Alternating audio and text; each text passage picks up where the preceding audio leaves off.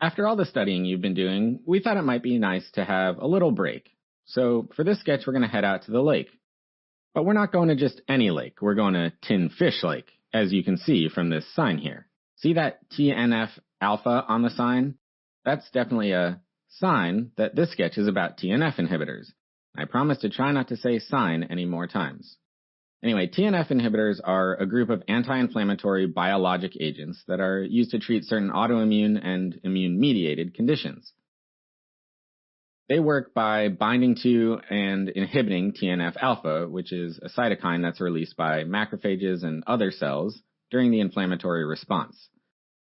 So if you're wondering why this lake is named Tin Fish Lake, well, that's because of all the tin fish, obviously. They're probably one of those horrible invasive species. Anyway, to complete the symbol, we've given their shiny tin fish bodies a bit of an alpha shape.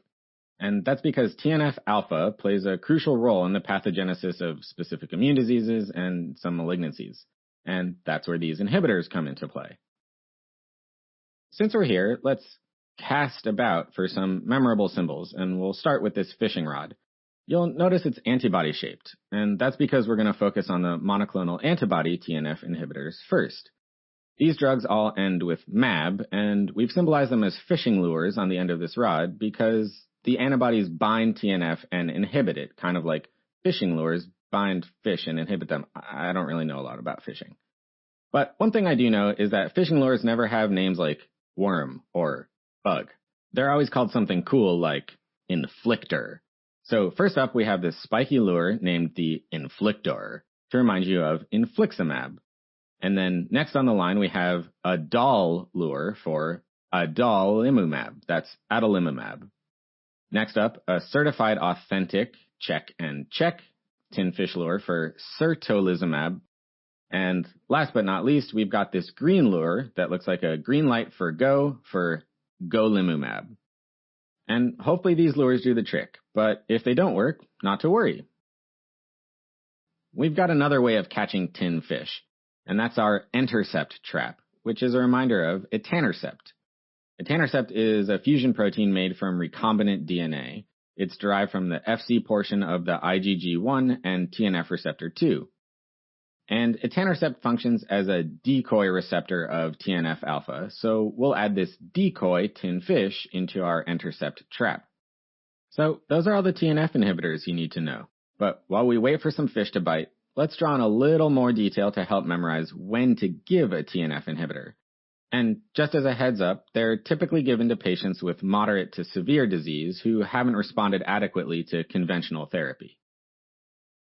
All right, so first, TNF inhibitors can be used to treat rheumatoid arthritis, specifically in patients who have failed methotrexate therapy.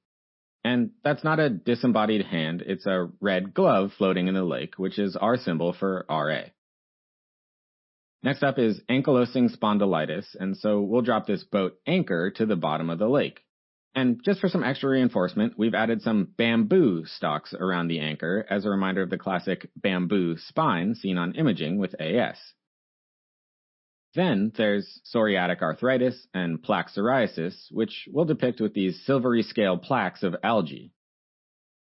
And let's think a moment about this next symbol. This juvenile thinker statue with red algae on his knees and elbows should help you think of polyarticular juvenile idiopathic arthritis, or JIA. And swimming past the statue is it's a worm that looks like an intestine.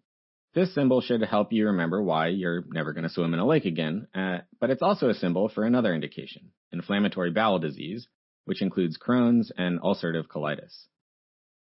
Finally, take a close look at this rock opening, and you might notice something looking back. This fish's eye and all that gross goo coming out of the rock are symbols for uveitis and hidradenitis suppurativa, which can be treated with adalimumab. Okay, let's wrap up by taking a few minutes to talk about the adverse side effects of TNF inhibitors. The most common side effects seen with the injectable TNF inhibitors are skin reactions, also called injection site reactions. And speaking of reactions, it looks like our fisherman forgot to pack sunscreen. His sunburnt skin is a reminder to watch out for potential skin reactions. And you can also see infusion site reactions, so don't forget about those. But more importantly, TNF inhibitors increase the risk of opportunistic infections.